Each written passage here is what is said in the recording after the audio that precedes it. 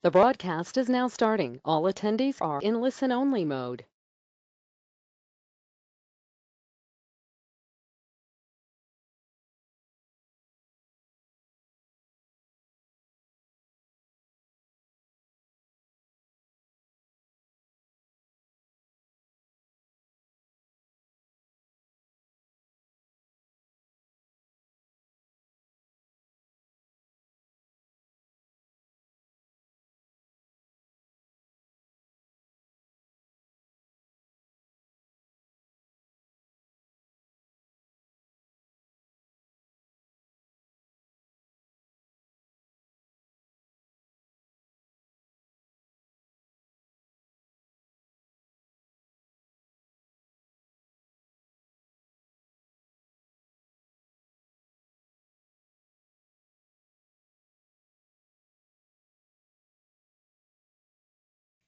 Try that now. Test, test. All right. I'm not used to the instant response. I forget how much OBS lags and GoToWebinar's instant. Anyway, apologize for me here. I got crap everywhere just trying to get a computer running again. All right, let's see if I can see here. How's everybody doing? Everybody have a good weekend?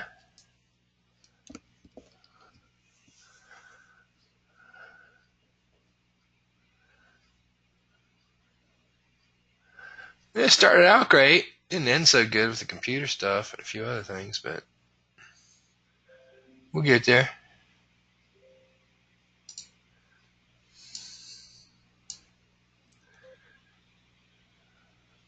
Yeah, the drive's trashed, and my backup, which I haven't looked at forever, but always religiously back it up. Let's just say I'm not the most Microsoft compliant, so I have file folders for everything sorted off my C drive versus, using the Microsoft structure. So it's my fault. I was doing the right thing backing up. I just wasn't backing up all my stuff.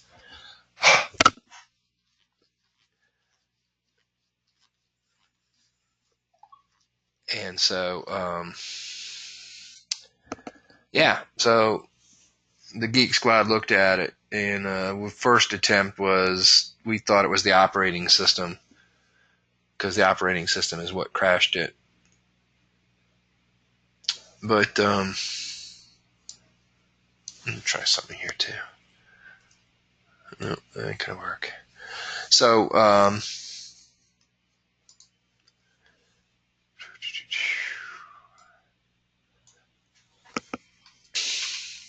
anyway, we did what we could to turn it into an external drive, and then once we had it as an external drive and tried USBing it to a computer, it could only read the second partition designed for restoring the operating system. It couldn't see the data. That part of the drive was gone. So it's been packaged up and sent off for deep mining. The same guys that get the CIA drives to recover hidden data or bleached data. But if they can't get it, it's going to be a horrendous loss. It's everything.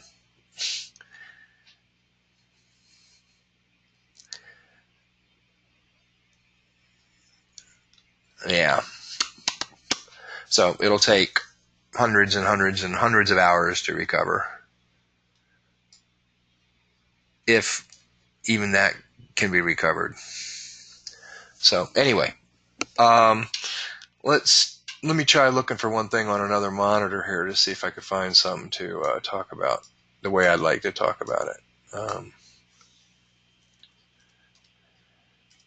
So what have you guys been up to in the meantime?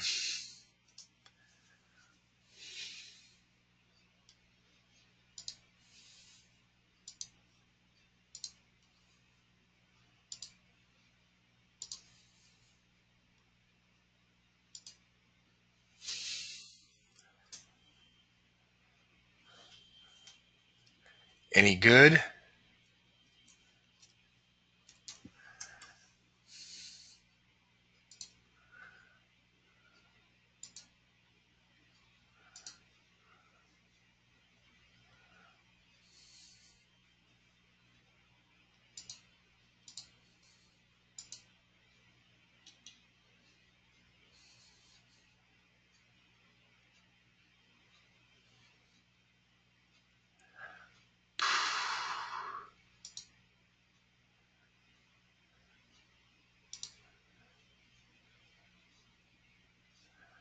Oh, Lordy.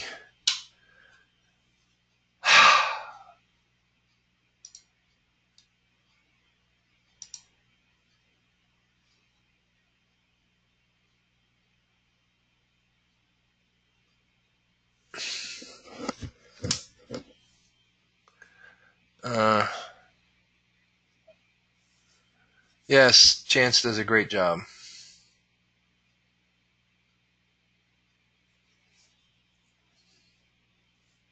Oh, congratulations on your nephew. That's great.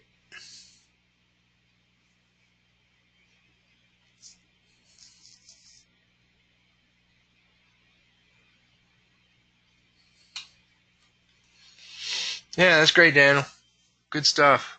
Daniel, excuse me. To be able to get in the fourth book. Yeah, I know, Tim. You're getting close. 4 to 5 weeks. It's exciting stuff. Thank you, Michelle. I appreciate that. Any good wishes and prayers and finger crossing you want to do for the drive? It's going to take a while, though. It takes a couple days to get there, and then they have to do their first pass. And then there's different levels of mining it, and it's not cheap. So, unfortunately.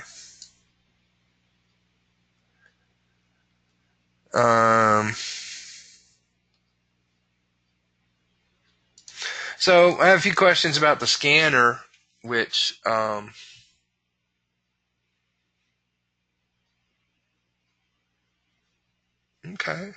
well that's that.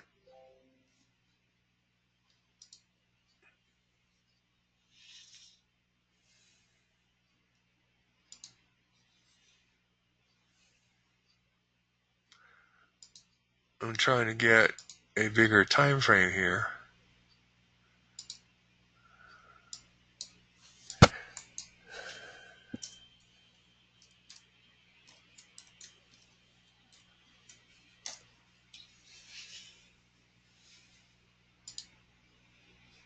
Ah, okay. So maybe I can do it. So as I'm asking about the scanner, what the value of a scan, et cetera, et cetera, et cetera. So let's look at a scan. So let's review for some of you, and for others, it's going to be brand new. So let's just look at a scan. Get over here.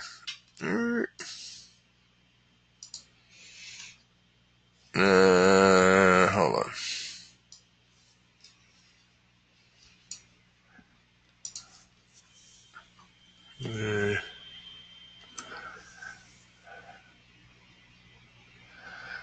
Yeah, everything's just hard right now.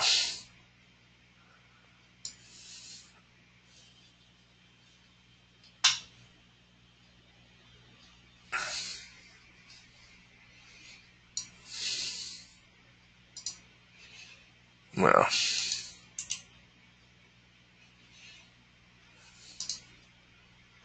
yikes.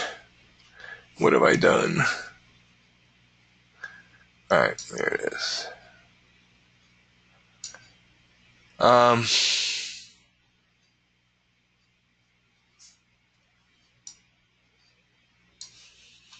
me do it this way. Sorry, guys. It's just bear with me a little. Whoa.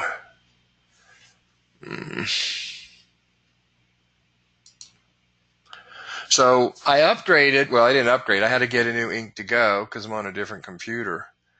And they have a new version, which is really exciting. It's funny how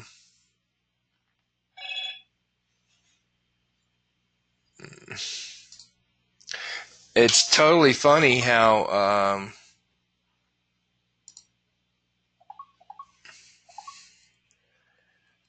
you get you know talk about RAS. So you let me find out which screen I'm on. 2. Okay.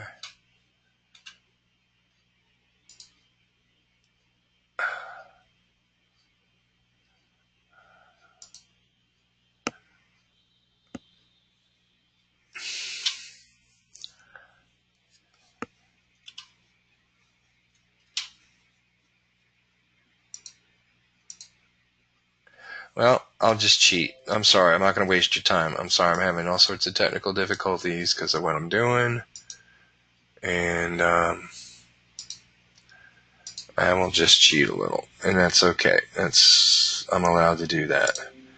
So let me change something here and go to webinar. I'm going to change the screen.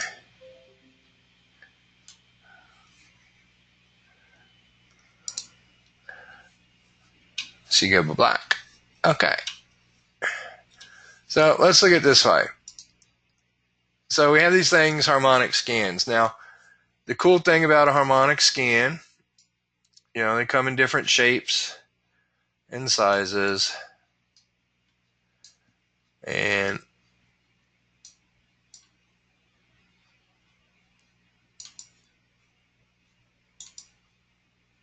they have different names, butterflies and crabs and bats and all that stuff. We're going to focus on the main 3 in here. We will look at Gartley's and stuff like that.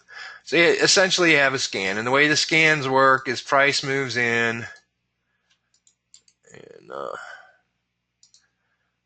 price moves in and hits a swing and then comes down. Another retracement or another swing comes down, and it's doing that. And so what scanner software does is it comes in and we'll label these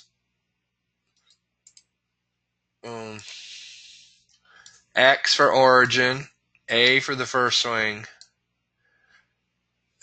I said A for the first swing. I was off the chart. That's why.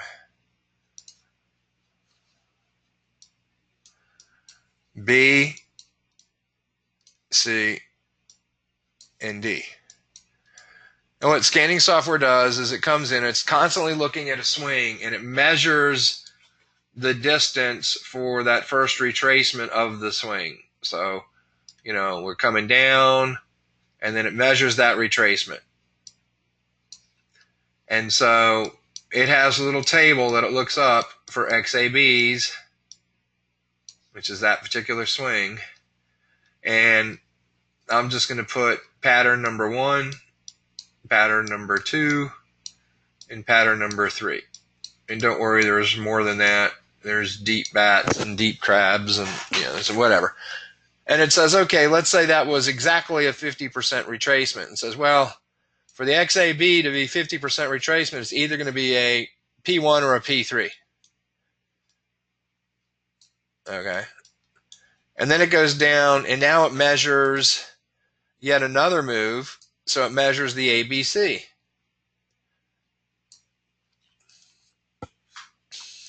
And so you have an ABC.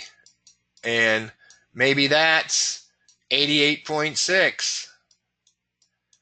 Well, the only one that has an 88.6 after a 50 for the XAB, the ABC is 88.6, then it knows what pattern it is. Okay, and there's some other identifiers. So once it knows the pattern it is, it'll come along and say, okay, well, if that's that, then I know, we have this XCD should be a certain value. So it knows the XCD. Sometimes it's the XAD, sometimes a combination of both. It generates this whole thing up here around the D that is also called the PRZ. So the PRZ has, a couple lines in it. The best one, the most famous one, per Scott Carney, who's the guy that kind of put this all together, is the very top of the pattern, wherever it occurs. That generally becomes what's known as the entry line. So it's a sequential set of Fibonacci's that occur in a row consecutively that have certain percentage retracements that come up and then suggest this D. And what that does is it makes the D, by far, without question, the hottest zone on the chart. Any given time frame, if you have a harmonic pattern and the D is there, that is the hottest reversal zone on the chart, bar none, because it's not just a support and resistance line. It's a Fibonacci support and resistance line, potential support and resistance line, but there are several of them that have occurred consecutively in sequence at specific ratios that generate that D. So harmonic patterns are way cool because it generates a very, very, very hot point. Does everybody get that? Are we cool with that?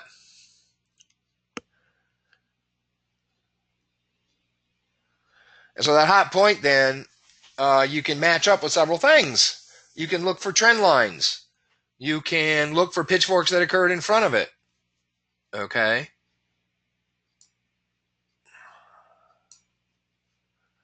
Yeah, we got... This is true, Ronald.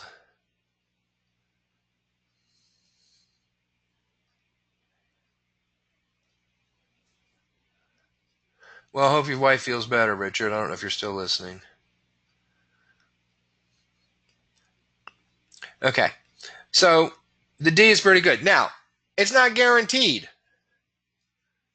It's not guaranteed.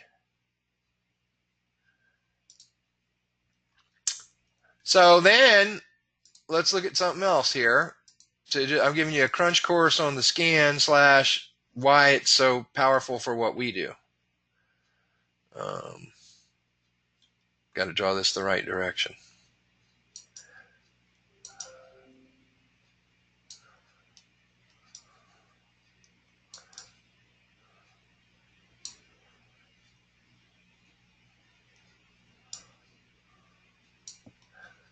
And excuse my lack of artistic ability.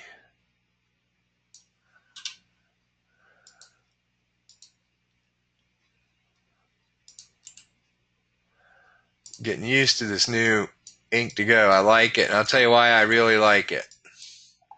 Why I really like it is because I do a lot of drawing sometimes inside Fast and Tab 29. And before we only had, like a handful of colors. But now I actually have, well, I don't know if it's going to show up so well. Maybe if I make it thicker. I actually have a magenta line. So I can actually get that in there, which is pretty cool. So now I actually have a 5-minute line. And I have, even equally important, a 15-minute line as differentiated from a 10-minute plot. Woo, woo, woo, woo, woo. Are you kidding me? That's cool. So one thing you can do if you already have ink to go is go back to the email where they gave you, after you purchase, where they gave you your software key, and go to the ink to go site and download, the ink to go, and it'll let you upgrade your license to this newer version. So it has a few other features besides lots of colors that we need. So it should be for free. Yes, it should be for free. Well, I didn't pay anything. I just put on a brand new computer, so it was free for me. All right. So I assume it'll be free for you. All right, so let's look at what we did about a year and a half ago. We got really creative. And the reason we got really creative is because I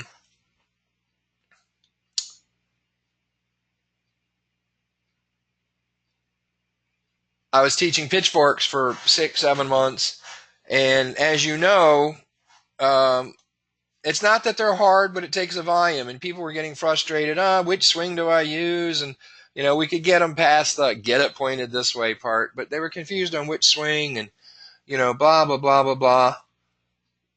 ForexHarmonicPatterns.com. If you go to DisruptiveTraders.com, there's a link right for it on that page. Okay. So what we did was we said, since this is the hottest reversal spot on a chart, since that's the hottest reversal spot on the chart, let's get that. And look, any swing is already laden with Fibonacci, especially in a harmonic pattern, because it's a significant Fibonacci, because it's the Fibonacci that's being recognized at that percentage point to cause a reversal. And therefore, even the C, if this is the hottest part on the chart, this is the second hottest part, the C, because there's still some Fibos before it, and price turned on it at a specific point. Now, sometimes those points are slight ranges, but that's okay. You don't have to get worried, and you don't have to get involved in the math. Let the pattern do that for you. Okay. Now, those that have the IML scanner, you're good. I use the IML scanner for 1.5 years. So for basic scan drawing and scan systems and scan trading, and for what we do with pitchforks, work just fine. So if you're an IML, use your IML scanner. You're already paying for it. I don't want to say it's free, but it's included with your membership. So my Lord, just maximize that membership, right? We good on that, IML folks?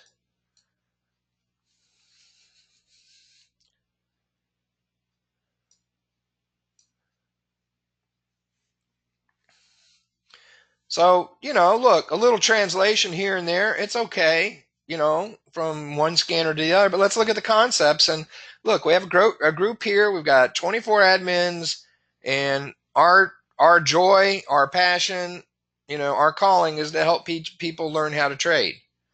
Now, I don't care how tall you are, how skinny you are, how, whether you're, what religion you are, what nationality you are, whether you're funny or boring. I don't care. We're going to help you trade. And that also means I don't care, what company you want to hang your shingle on, or multiple companies, or if you don't have a company. Doesn't matter to me. Okay? I just want to help you learn how to trade. And so do my coaches. So we've talked about it. And we're here to support anybody that, wants to do this stuff. We're going to support you. So let's get back to our scan for a second. So we have this scan. We know the C and D are the hottest zones on the chart. So what if, and we talked about pitchforks being what? Pitchforks being full of Fibonacci on their own, because they're based off swings, which a swing by itself is already a Fibonacci retracement or projection or expansion somewhere else in front of it. The fact that a harmonic scan has multiple Fibonacci's involved just makes the scan that much more practical. So the first thing we want to do, we don't have to do it, but I have to do it here, is identify the midpoint, because we're going to draw what's called an Allen Andrews traditional fork. And what that does is it goes from swing low to swing high back to the previous swing high. So the median would go from the X, and it would be part of that. And therefore, that fork, which we commonly call a CDX, and don't worry about the steepness of it here. It's just the way I drew it. Normally, we don't like forks that steep, but if it is a traditional fork, so be it. So that is what we call, affectionately, it's not just an Allen Andrews fork. It's a special type of Allen Andrews fork, and we call it a Charlie Delta because it uses the C and the D, and Charlie and Delta being the international Morse code for C and D. We call it a Charlie Delta fork.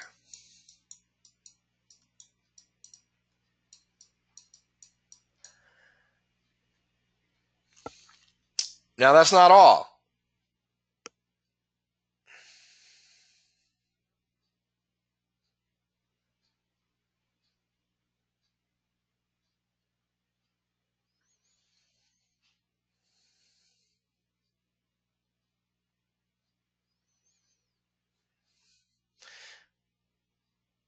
That entry box is the PRZ. So when you see it drawn as a box versus just a line, and you're going to see that more often with things like sharks and a couple of the other instances of a pattern.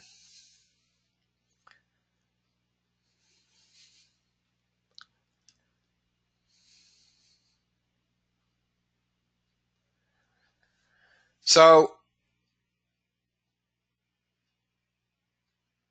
in terms of, so I have a question about what happens when, okay.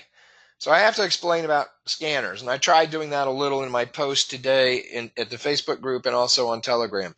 So the scanners, you know, because this line, because the D is calculated based on a Fibonacci, as price is moving up. So remember what I said about price? And I know price doesn't move backwards, so apologize for the X. The X really belongs more out here. So the price comes down to the A, it moves up to the B, comes down to the C, and it moves up to the D. Once it's down here, the scanner knows where to plot the D. So once price hits the C and is leaving the C, all the calculations are done as to what that scan really is, what pattern is, and it knows therefore what the eventuality of the D is. That price can be put on the chart.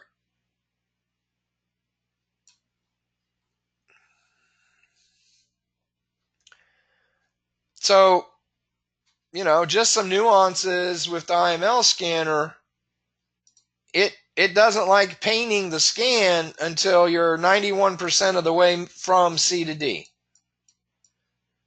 That's by design. In 2.5 years, I never figured out why, but that's why they did it. That's how it's done. Never heard the logic. If you ever hear the logic, send me an email, please. So it waits till it's 95% done. The second slight nuance with the IML scanner is, well, I have a feeling I know why this is done, but let's just keep that to myself. That line is there. That line doesn't move, guys. That entry line is fixed. Why is the entry line fixed? Because it's a Fibonacci ratio that already exists in the existing scanner, in the existing paint of the scanner, the existing pattern. It can't move.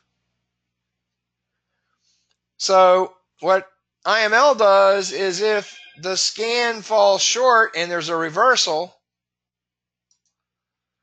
it paints the D at the point of the reversal. So it would paint the D here. And you would then see price leave that and come down. With the IML scanner, if price goes above the D, doesn't go past the stop loss, but it goes above the D, on the IML scanner, what's going to happen is the pattern paints all the way up there as if it's still part of the pattern, even though the entry line is down here. They'll paint the pattern all the way up there. And then if that's the place where price reverses, well, then it reverses there. So if you look historically at the IML scanner patterns that are still there, they haven't gone off the chart, what it really says is every pattern they generate creates the reversal, because it gives you the illusion that the pattern was there and price reversed there. It gives the illusion that the pattern was there and that's where price reversed. The reality is the D should always, always, always be drawn at the price, and the right part of the wing, or the right wing of the bat, let me just do a bunch of red lines here to make it that, should always touch the D at the price. At the green line. That's where the scan should paint. The only thing is the scan can't, so it's this in real world, the scan can't move up and down. That's IML world, and it's okay once you learn that's what's happening.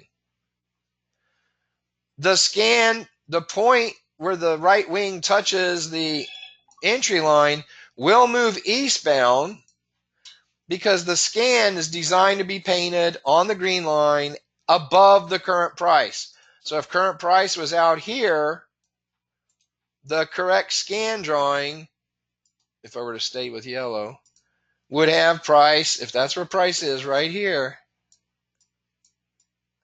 the correct scan would be right above that, but on the D line.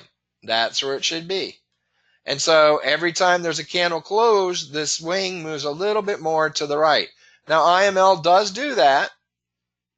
They just move it up and down as well. And that's not a true harmonic pattern at that point. So if price moves up beyond the green before reversing, it's past the point of it being a true harmonic scan. And as I've said very early on, oh my gosh, a year and a half ago, it's no longer a harmonic scan that turns price if it's gone past the green line. It's some other potential support and resistance up there that actually turned into resistance and turned the price. But once it goes past the D line, it's something else that's causing the reversal. That being the case, to answer your question, Mackenzie, we would put the Charlie Delta fork at the top. It's no longer technically a delta, but maybe we call it a CDE for Charlie Delta Extended or whatever. But that fork would then go, that's about as thick as I can make it. That fork would then go up there to start. Still using the X because the X stays fixed. It would just be the midpoint of the extended line that the median would go through.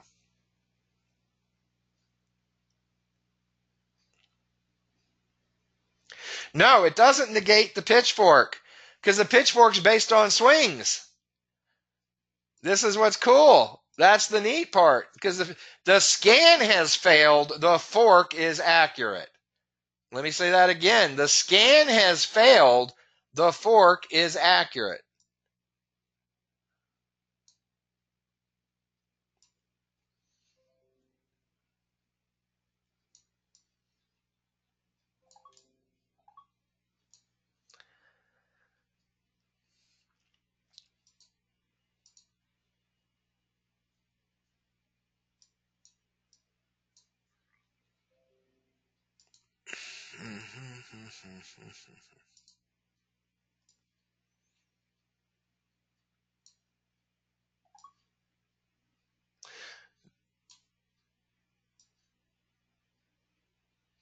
So there we would have, if a price actually reversed at the pattern point, we would have a true Charlie Delta pitchfork, and it's a true Charlie Delta pitchfork because it only has those 3 points. You can't draw it anywhere else. And I'll tell you what, I am a little bit of a nut for perfection, especially when I'm teaching. Don't worry about the drawing being really cool, but schematically it has to be correct. And what I mean by that is price doesn't go backwards. So X, price come down, moves to the right as it comes down. It doesn't move back to the left. Now these could go the other way too. We can have a D at the bottom. There's bearish and bullish scans for all of it. So at this point, let me use a yellow-green. I like that. It's just a brighter green. Now, why is this pitchfork significant? Why should you spend time with a pitchfork? Oh my gosh. We can teach a whole day on this.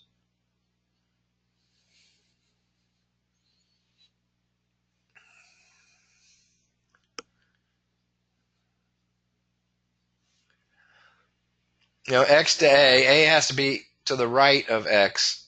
Yeah, I had it to the left before. What makes this powerful is a couple of things. First of all, as price moves from C to D, we'll talk about that in a second, but as price moves up here, you know, and it finally gets to D, and it starts coming down, on a traditional fork, we know something about that. We know that that price, because it's a traditional Andrews fork, has an 80% chance of getting to the median, that middle line.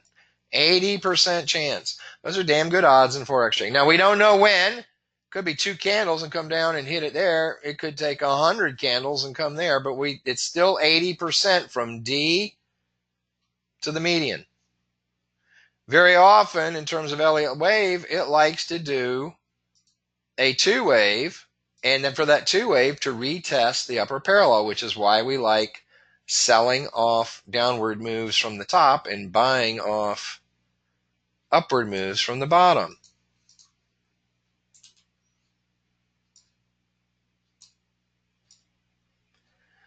Meaning, as price was coming down, it likes to do a 2-wave, and got a little darker on us, didn't I? Sky blue. Come down, it likes to do that 2-wave, and very often that checks right on the pitchfork line, which makes this a very strong move. If this is a 15-minute scan, very often you will note this is a divergent bounce. Not always, but very frequently.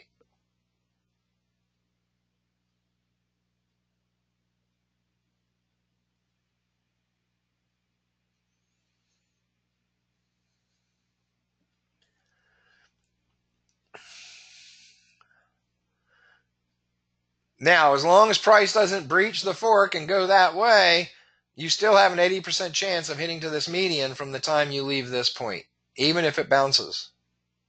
That doesn't take away the statistic. Okay. What else makes forks good, why they are so hot in the new paradigm, is because instead of a traditional horizontal stop, we have a diagonal stop. And it can be pretty tight.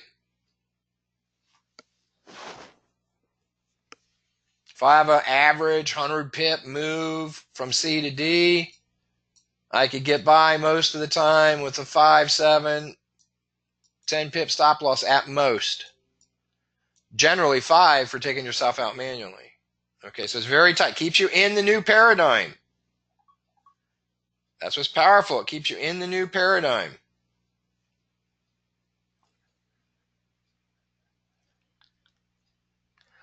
Now, the cool thing about this is the guys trading the scanner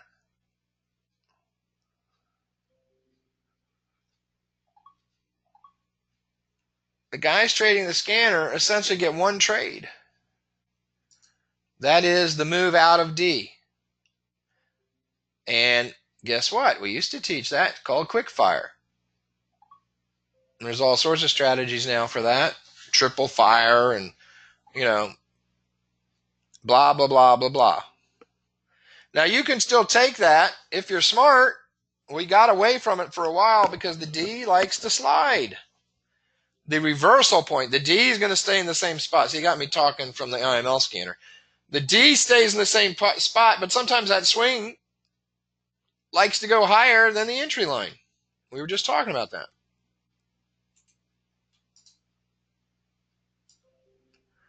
So sometimes price will go higher.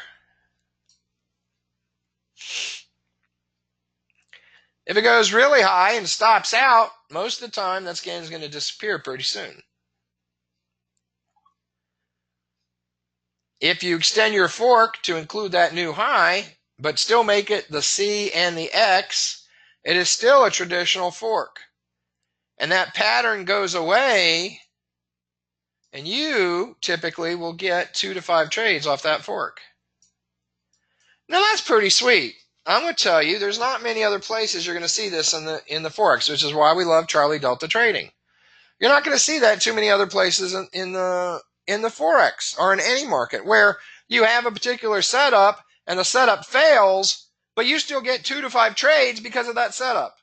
Come on. Are you kidding me? I could sell tickets to this.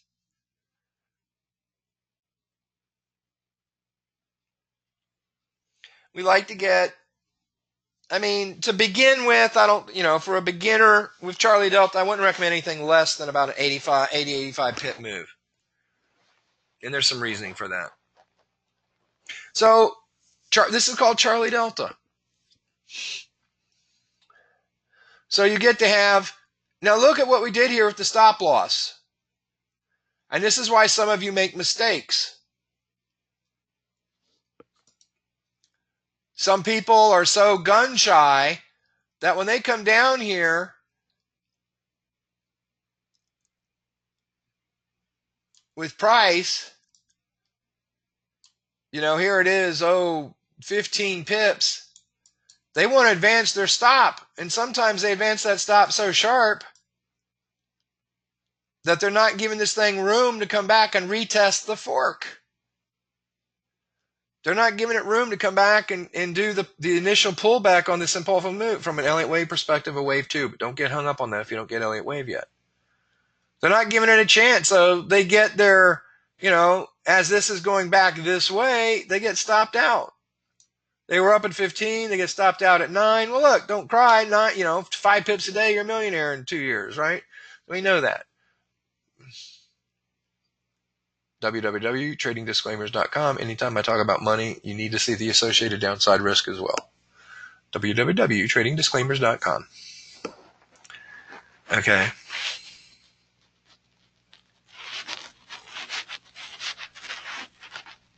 With the new harmonic scanner, is it acceptable to put a 30-minute scan on a 15-minute chart? The new scanner will let you take any time frame scan that you have and just change the time frame, and it automatically draws the scan on the new time frame.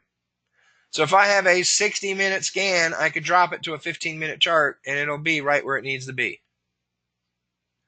Boom! Did I catch your eardrums there? Boom. See, it doesn't sound as exciting when you go boom. You gotta go boom!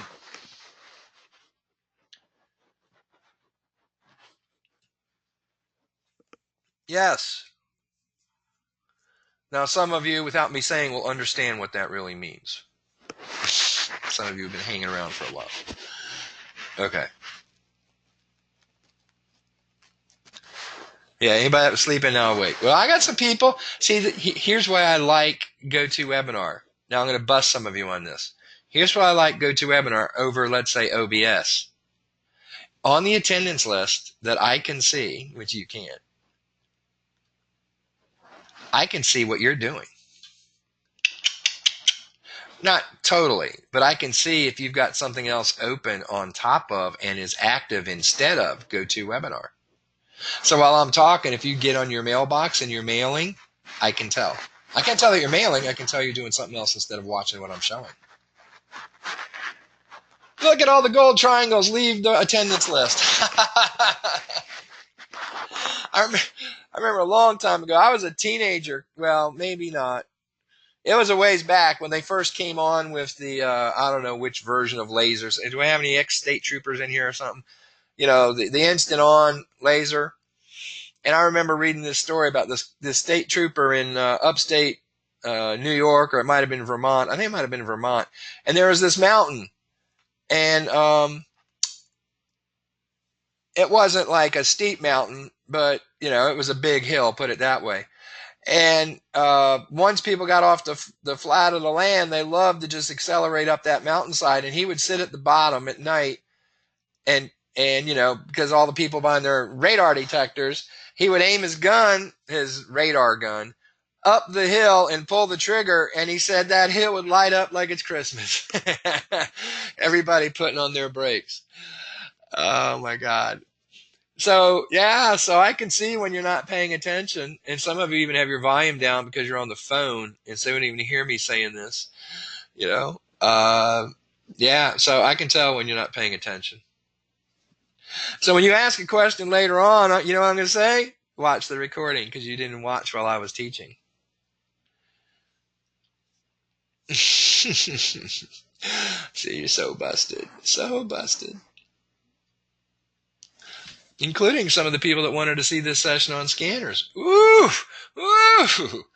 Look out. All right. So, yeah, how'd you know, Clay? That's funny.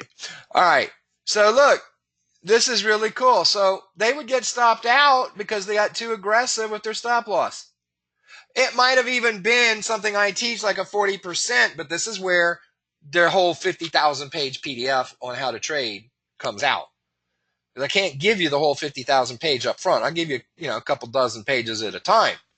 You hang around me long enough like Zoe, and hers is 100,000 pages because she's taken notes and forced it to be longer.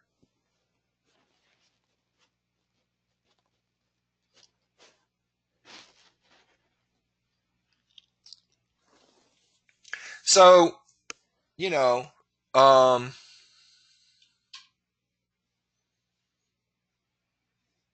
this is really cool. Because when you allow it to come back to test the fork, if it breaches the fork, because it really wasn't going to be a good fork to trade, so it breaches the fork, you get stopped out. But look at where you get stopped out in comparison to your entry. See, you got stopped out. No, you got profited out because in a downward fork where you're selling at the top, as price comes back and tests and retests and retests, when it finally breaches one of those tests, if it doesn't just bounce it, you are more and more in profit. You could just sit there and say, please test again. Please test again. Because the more time it bounces, it's being rejected. There's going to be a good move. And if it decides, oh, well, finally I got enough strength to break through this wall, and it breaches your fork and you get stopped out, you're in profit.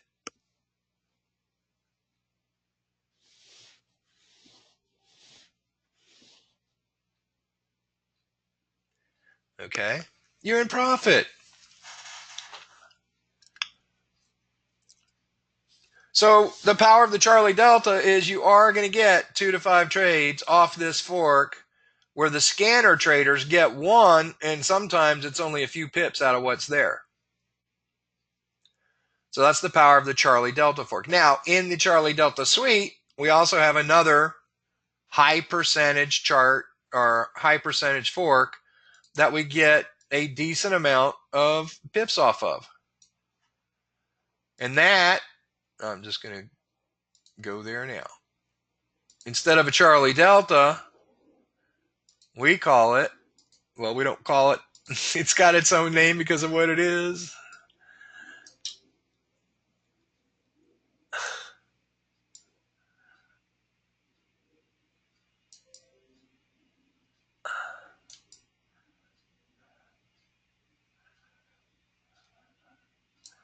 And depending on how I draw this, it could have a couple of possibilities. The way I drew it here isn't good because it only gives you one possibility. Let me draw it so it gives you what we normally have. Because what you normally have is a scan that actually is valid. Oh my.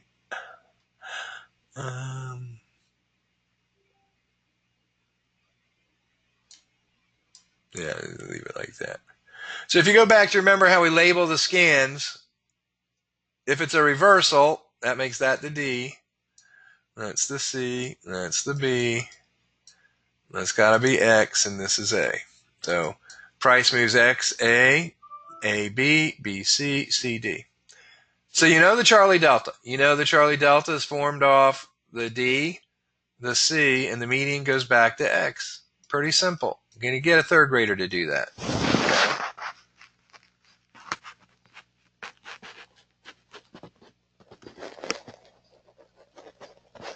No, I'm not saying you're going to get back in at a higher position. I'm saying because of the angle, if you're doing a sell, I'll just say this one more time. I'll take the time to say it. As price comes down, you see, everybody thinks stop losses is horizontal. For trend lines and pitchfork, you want to flush that out. That's not what you want to do anymore. Okay?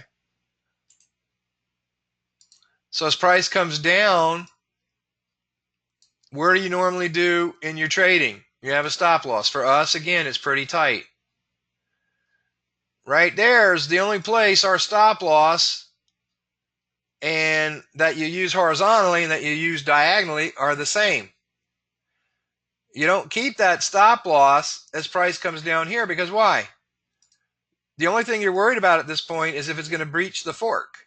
And if it breaches the fork and goes to your stop loss here, you don't want to stay in that trade. This is where old school stop losses will hurt you, because in the old school, you're going to wait for price to come back here.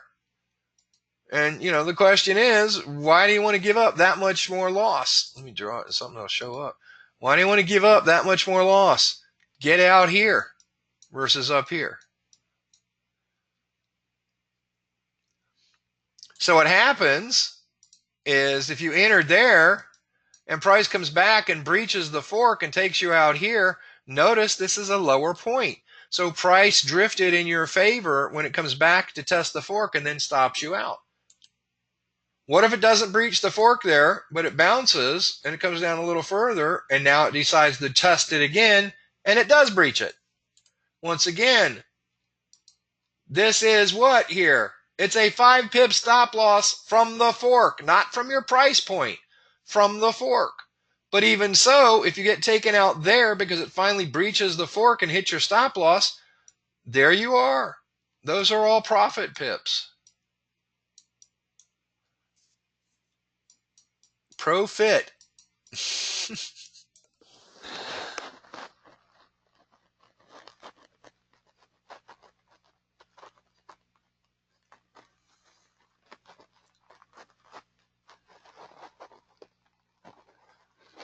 Yeah, I'm not going to have time for that, Clay.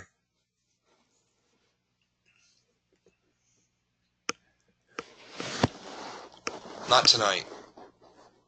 I might do a session and throw it on there, talk about that. But so you actually profit even though you got stopped out, because there again, what we're saying is the fork eventually fails as a mechanism to hold the price channel.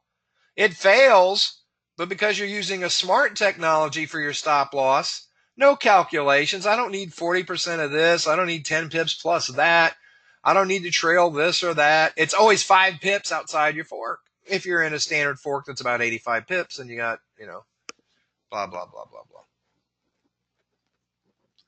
Yeah, my drawing talents. The only thing I used to be able to draw when I was young. Oh, that's not right. Hold on. You can get me started, Chris. I'm telling you. Oh, my lordy. And this ain't even going to come out right.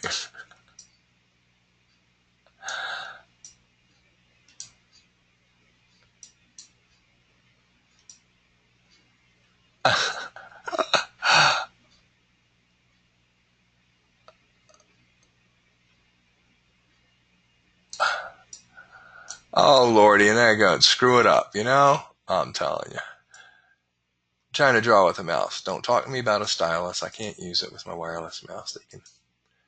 They conflict. I should go back to a regular, not wireless mouse. I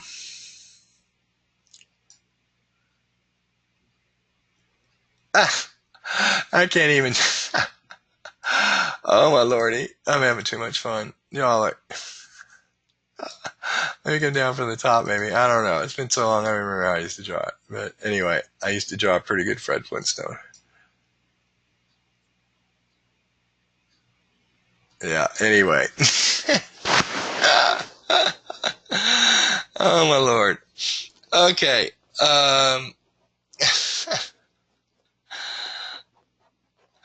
So, yeah, the nose comes back a little farther, and the chin's not quite so pointed out. But anyway. So, you'd like it to retest. It's such a comfort factor. Come on, show me the wave 2. Oh, show me a wave 4. Oh, show me another test if it's just a bunch of waves and we can't label it. Let it test all at once. If it ever breaches the test, you're in profit. You're in good profit. So whether it goes this way or whether it goes this way, you're going to end up in profit. You've got a built-in stop loss thanks to the...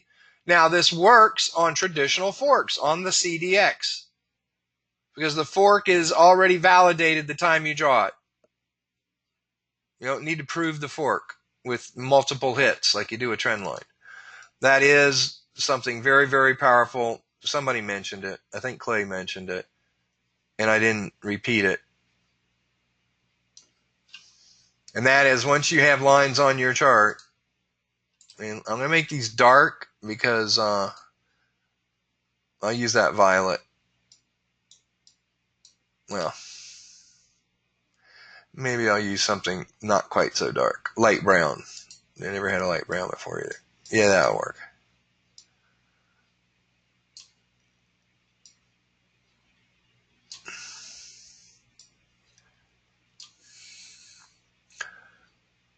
The first bounce on this fork is valid to trade because you've already, it's an Andrews pitchfork. It's an Andrews traditional pitchfork. We call it an AT, Andrews traditional. So if it comes back and bounces off this, you take that trade. If it comes down and hits the median and bounces, you take that trade.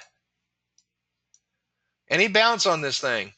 If it comes down and goes through the fork and does what we call a pack move and then comes down, this is called a pass and check. The time it comes down, goes back up and hits here. That is a move you can take. If it comes off the bottom and bounces, that is a trade you can take. So these three lines, the upper parallel, the median, and the lower parallel. Any one of those three lines, it's ready to good to go. You don't have to have 2, 3 bounces on it.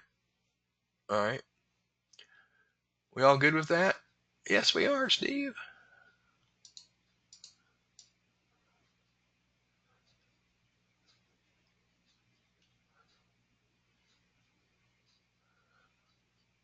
I don't want to erase all of this. It takes me a few extra seconds to erase some of it, but it's less time than erasing it all and redrawing everything. So just let me scoop right back in here.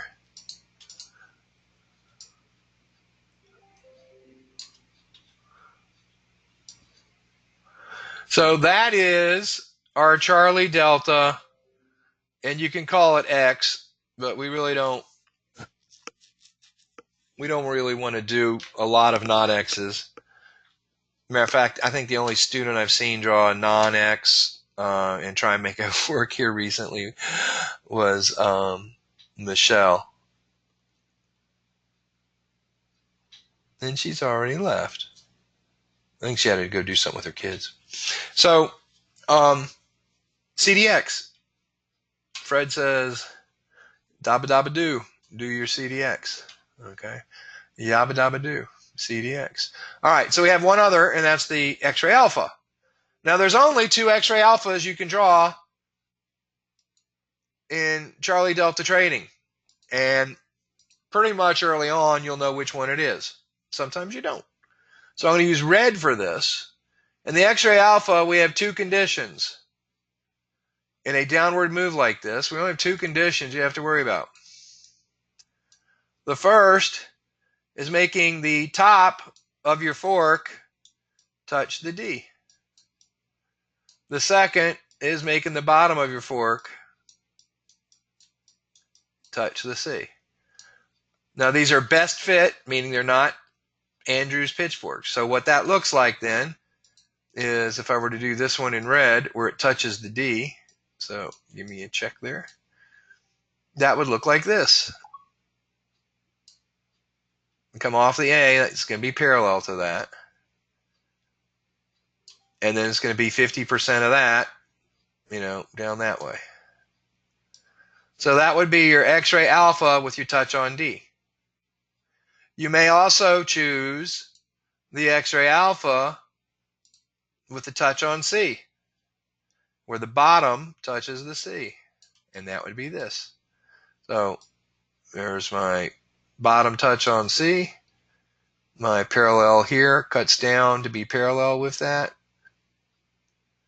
Now, I've drawn this X to A certain way. And essentially, I've drawn it so I could do either one of these forks. Sometimes, depending on the angle of the X to A, you can't turn a fork upside down. You can't point it in the wrong way. Here, I've kind of made it, gender neutral, if you will. No, there's no angle on the X. The X to A is just there. So in this particular case, you can touch it on the D or you can touch it on the C. Okay. So we have our Charlie Delta, which is gold, and then based on price movement, you'll know which of the blue or red forks to use. Now watch this. Let me show you some possibilities. Price leaves the D, breaches your Charlie Delta, but comes back up and bounces off your X-ray alpha. Boom! No, we don't mess with the XCs and the Bs and all that. And I'll tell you why. Because there's enough Charlie Deltas and X-ray alphas that work. And if you're going in here with Bs and XCs and all that stuff, what you're doing is busy work trying to force a trade, which has lower probability. I'm not saying there won't be some that work, but you're making yourself... See, anytime you introduce more possibilities, you're forcing your RAS to have more mindsets. You can't train as many RAS sets. It's not so much too many lines. That will bother a lot of people. But there's just other things. We've got 3 forks here to draw, or 2 right now as I'm showing it. Charlie Delta, which is fixed, C, D, X. It's easy. Like I said, a third grader drew that. X-ray alpha, there's only 2 forks you can draw. One where the upper parallel hits the D, one where the bottom parallel hits the C. If you have to turn the fork in the wrong direction to get one of those touches, then that's not a valid fork. You're only left with one. So 1 CDX and 1 X-ray alpha. And they're set. You're done. Your RAS over hundreds and hundreds of those trades will get really good at being able to see the flow there, and you trade subconsciously. If you start introducing XCs and XBs and BAs and BCs and BDs, they're all valid forks because they're swings. You're just asking...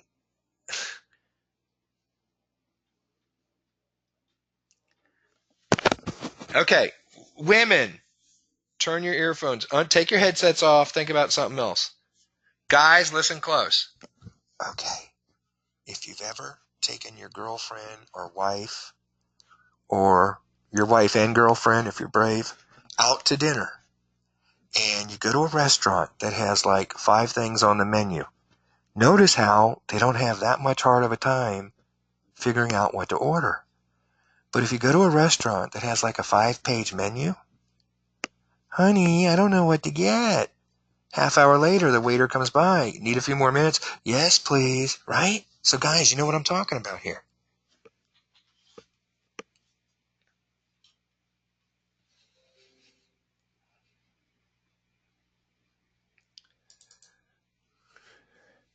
So, you don't want to do that to yourself. You don't want to be saying, self, hey, honey, let me give myself 5, 6, 10 different forks I have to think about here. Right? See, all the guys get this stuff. All the guys get this. I don't know, women. I don't know how, I guess for women, I don't know. Right? But you know what I'm saying? So it's the same thing. Don't give yourself that much to think about. There's more. See, look, here's my biggest comment. If you take away anything from today, whether you're a brand new trader, you've been trading 5 years, if you take, and you're still kind of like inconsistent, you have runs of good and your runs of bad, and you just can't figure it out. Here's what you need to focus on. The point in the chart that you're at right now, the time on the chart, the pair that you're at, where your attention is on this chart right now is not the last trade in the Forex. It's totally okay for the criteria that you want for the ideal trade not to be here. It just means you walk away from the charts. It doesn't mean let me force this square peg into the round hole. So go look for the ideal criteria on another pair.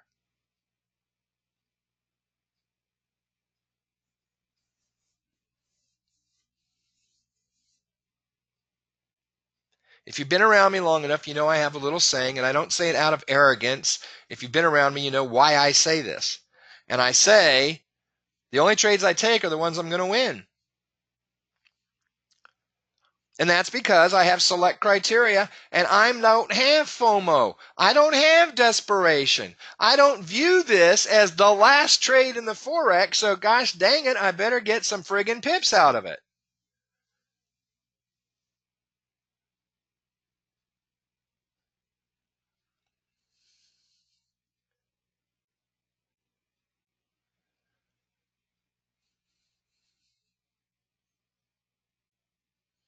You're exactly right, Mackenzie. Yeah, it's also ego. I drew a fork, therefore it must work. Versus, dude, it ain't the right fork. I drew it properly, but it's not just, the stuff isn't there. So don't, look, CDX, go draw 100 of them and post them in the Facebook group. X-Ray Alpha, go draw 50, 100 of them, post them in the Facebook group. Get some advice from the 24 coaches we have there to help you. Don't be coming off out of Charlie Delta where we have 2 forks to draw, possibly 3, 2 forks of X-Ray Alpha, 1 for Charlie Delta. Don't go putting other forks on there. Oh, well, I didn't like the look of it here. Show me another pair.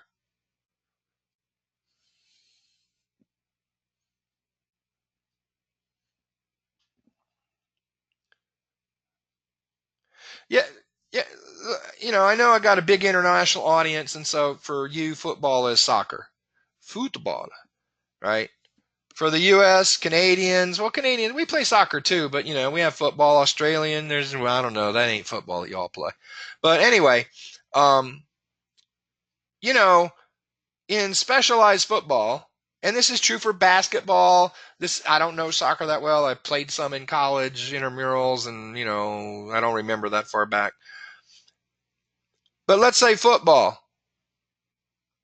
First down. What does the defensive coordinator put in for players? Pass rushers. Runners, run blockers, run tacklers, not the pass rushers. They're looking to fill up the holes and stop the run because this first down, most of the time, defense is going to run. If they get a bunch of yardage, keep them in because they're probably going to run and try and get the first down. If they don't get any yardage, then put in a strong core of linebackers who can actually defend against the run or the pass. 3rd and 10, you got all your pass rushers in there. You don't have defensive player who stops the run. You put pass rushers in to try and get to the quarterback, right? So you have specialized players for specialized things. That goes back to the menu. That goes back to trying to draw 10 forks just because the CDX or the X-Ray Alpha doesn't look right here. Draw the fork you're supposed to draw. If it's not there, go to another pair, go to another time period, find another scan, or get off the charts.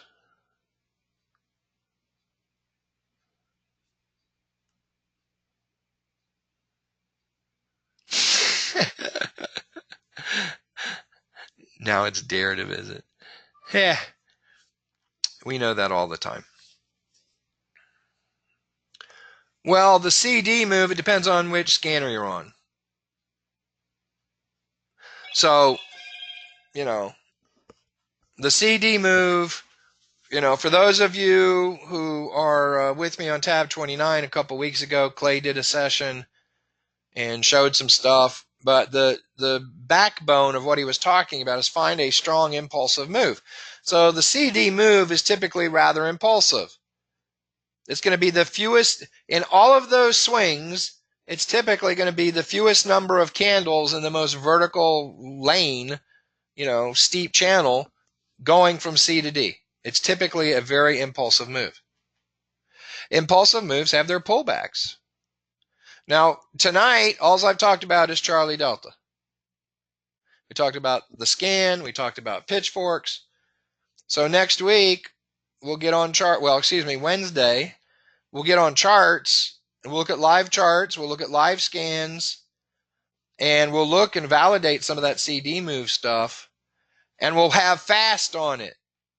So fast 33 is going to be the thing that helps you nail these with precision, typically, within a 2 to 3 pip zone.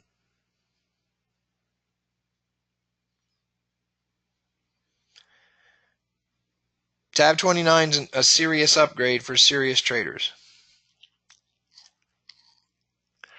So we'll do some true Charlie Delta work there. Yeah, that's phase 2, Tim. Or Clay, excuse me. Yeah, that's phase 2.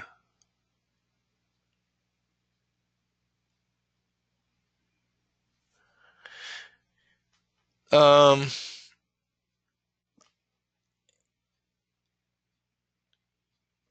not sure I understand that question.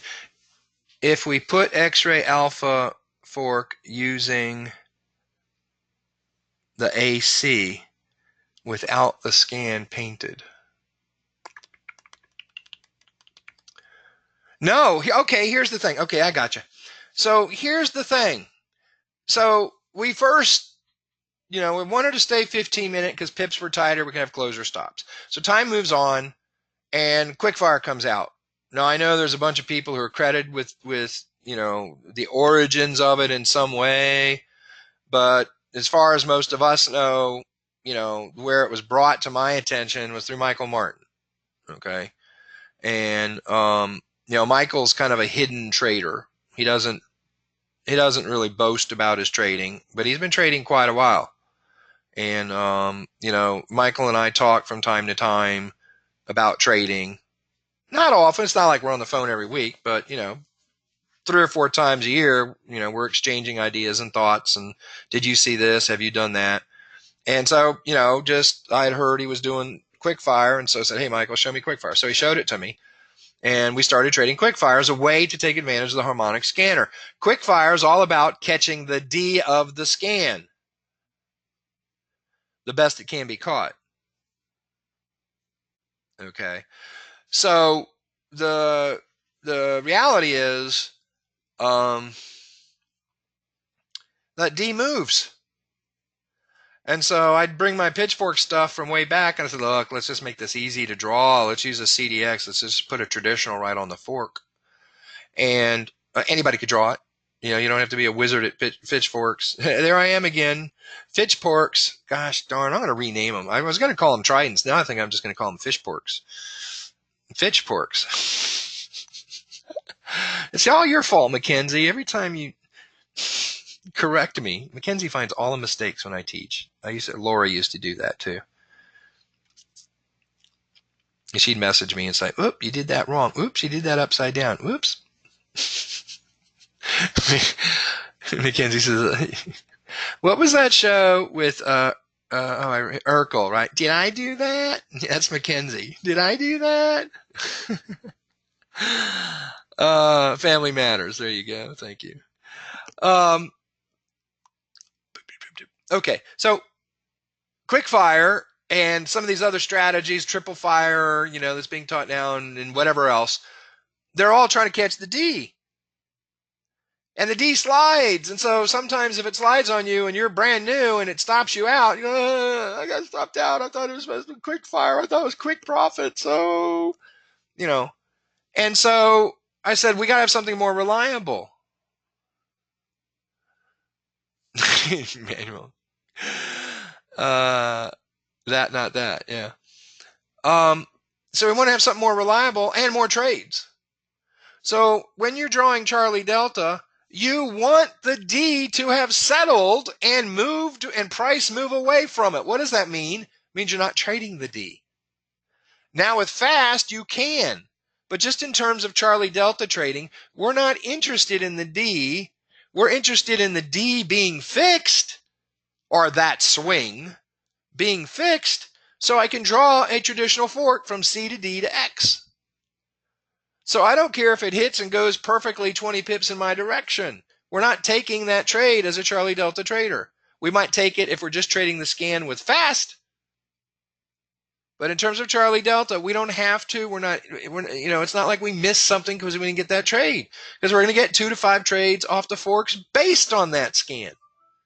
So get rid of the FOMO. What are you missing? Would you rather have 1 trade based on the D or 2 to 5 trades based on the forks of that scan? Now, some of you get smart with me and say, well, I'd like to have them both. Well, you can. That's why Fast 33 will help you. But don't worry about getting the D. So the questions about, how do I draw the AC if the scan hasn't finished painting? Let it paint. Yes, the IML scanner is going to be slow in drawing it. That's okay. Let it draw it. Let it get 91, click 92%. Poof, there's your scan. Now you see the C. But you're not trying to use the X-ray alpha to get a trade. You very well may, but you don't have to. Depending on the angle of that X-ray alpha, if you base the bottom on C, here's one thing that might help. There'll be plenty of times when the scan paints and price is moving up to the entry line and it reverses. Guess sometimes where it reverses. On the upper parallel of the X-ray alpha, where you set the bottom to the C, because that's already established and it's not going to move. So the scan paints, you now can draw one of the 2 X-ray alpha scans, the one where the bottom touches the C. And very often, price will bounce then off that upper parallel. Down here, your scan paints maybe here, and price is on its way from C up, and it happens to bounce right there. Boom. Never makes it to the D, never makes it to the PRZ, but there was a reason for it bouncing.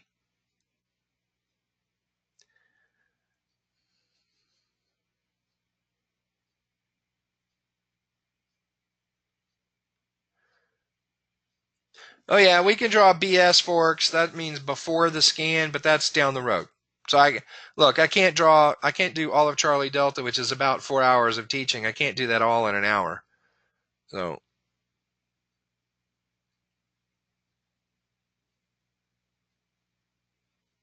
yeah, your D is always the entry point.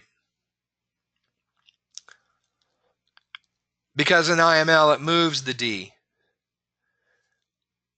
It moves the D up and down.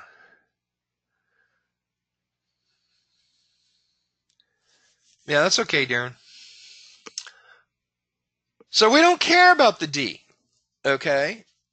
Now, the one advantage that we have with Forex harmonic patterns, over IML is we do see it after the C is drawn. And so you have an opportunity because guess what? You know pretty much where price is heading. Once that scan's painted on Forex harmonic patterns, once that scan is painted and it's moving up, you can now do the C to D move. You could be looking for pullbacks, look for Fibonacci's. And here in a couple of weeks, we'll get Clay to do another session for this disruptive section, Disruptive Trader TV. So you can see how we can look at pullbacks and impulsive moves using cool technology with fast. We call it the Clay way.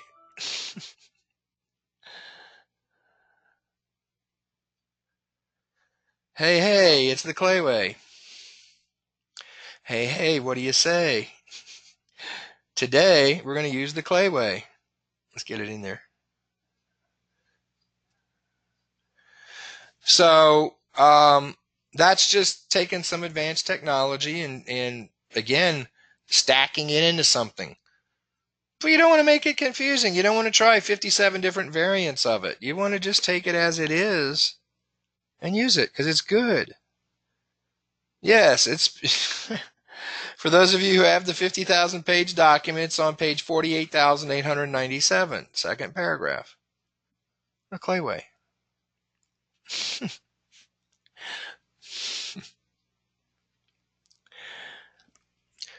So we're more interested in the scan identifying hot zones, which is there, but the Fibonacci-ness of those swings is so great. See, even the XA, the very first swing, is super hot if the scan, well, it's super hot anyway because it's a swing and swings have Fibonacci relationships to them.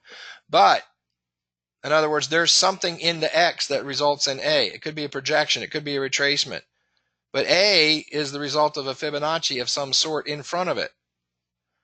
But what makes the XA very powerful, and each one of those lines radiating in, neon gas, whatever it is,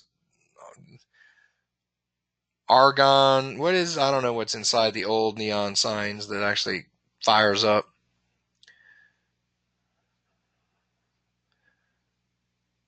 It's not uranium, is it? It's not uranium. It's argon or, one of those crazy light gases. I don't remember. Inert gas. Xenon? Yeah. Neon. That's why they're called neon lights, right? It's the neon gas. Anyway, those blue lines, as I've drawn them, are just zzz, zzz, zzz. They're like the old neon signs. You used to be able to hear them burning. The arc mechanism that kept the gas firing off, right? Zzz, zzz. They're full of Fibonacci-ness. They're laden with Fibonacci-ness because XA ends up being a significant swing because it dictated the B, the C, and the D based on the sequences of Fibonacci's that have to occur consecutively in order to generate the pattern. So the XA is a very valid fork. And we found that, sometimes people will say, well, if I don't touch the C and I don't touch the D, is it valid? It is, but now you need your 3 validation points on it.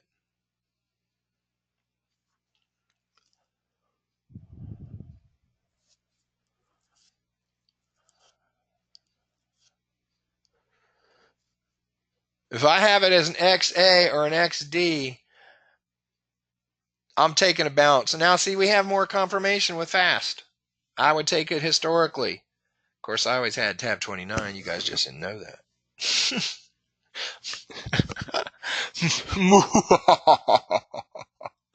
Yeah, I got to do my evil laugh there. When is tab 29 coming out? Tab 29's been out. Yeah, you funny. So Charlie Delta, CDX, X-ray Alpha, the D touch or the C touch. Don't look for anything else. If you're looking for something else, you need to stop and say, oops, this is a sign I have FOMO. This is a sign I'm desperate. This is a sign I have ego. Don't try and make something fit just because you invested 5 minutes drawing a couple of forks.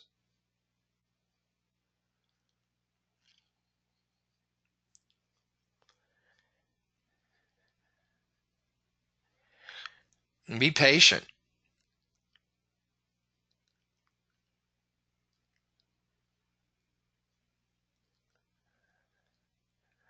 There are moves that you can wait to set up, and when they hit, oh my gosh, I'm going to end here. So let me show one more thing, and then we'll pick up on Wednesday.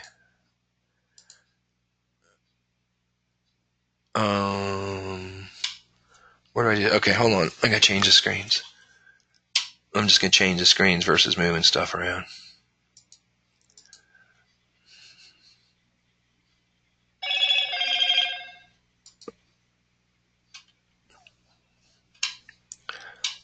All right.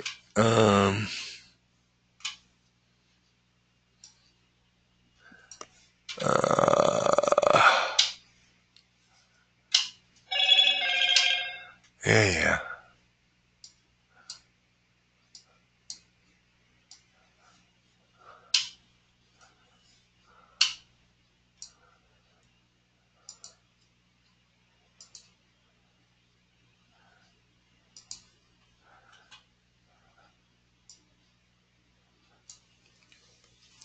For those who have been with me for a while, you know something about the 62. You see price consolidating around it. It's because the 62 is like a rolling Fibonacci. There's going to be a break from that price, and it's going to be pretty aggressive. So price leaves that consolidation, the 62 being the support and resistance area that it was consolidating around. It leaves it and comes back up and tags it. That's what we call a pass. It's like a pack move. It's a pass and check. Comes back and tags it before leaving. Now I want you to count. That's on a 30-minute chart. 1, 2, 3, 4, 5, 6, 7, 8, 9 candles that are all red in a row. Dipping down. And it just, it was, we call this sliding, even though it's not sliding as you see it, but just consecutive 30-minute convergences. But the first one was here, and the second one is here, and finally we have the last one down here. That just slides down. And then, patience. What's that? 62 bounce. 1, 2, 3, 4, 5 blue candles in a row. We go from an extreme to an extreme.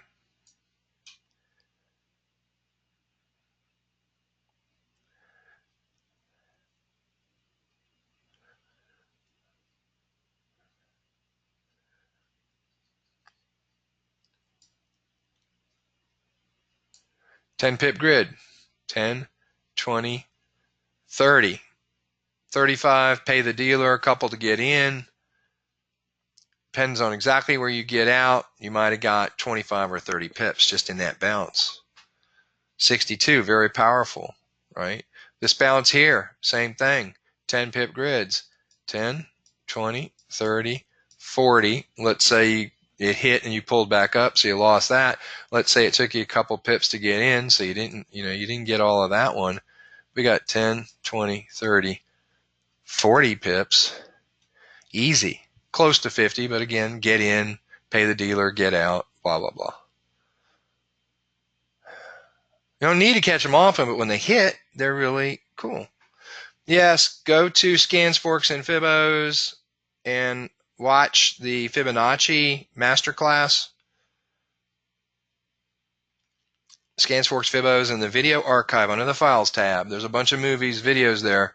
Watch the one on Fibonacci. I talk about what the 62 is and why it is gold compared to any other moving average. If you think you got a hot moving average, don't bother telling me about it, because I've done tested them all in a big test of 2,000 moves using every moving average, every type of moving average, every number of moving average. And the 62 as far as being the bouncer, as far as being the middle of the road, which is why we use shadow bands. So learn what shadow bands are as well. All right, I got to run. So hopefully y'all have had a good night. Hopefully you got something of value, even if there's just one thing. And what's the one thing of value you shouldn't forget from tonight? Don't force a trade that isn't there. Look for a better setup. Be able at the end of the day to say, I only take trades that are going to win. Doesn't mean you're going to win them all. But in terms of the setup, you never catch yourself going, I sure hope this one wins. I sure hope this one goes in my favor this time. That means you're gambling. Should I put it on red or should I put it on black? Gee, I sure hope this one wins this time. Or red or green or whatever the roulette wheel is, right? All right, this will be recorded and up at some point in the next 24 hours. Thank you for carving out time to be here live. We had a good group here tonight. Tell your friends and neighbors and trading buddies they need to get their butt to this session. Yo, friend, get your butt to Steve's session. It's pretty easy, right? See you guys on Wednesday. Remember, life can be short. So for those people you care and love, let them know you care and love them. I love you guys for your commitment to being great traders. And I will see you on Wednesday.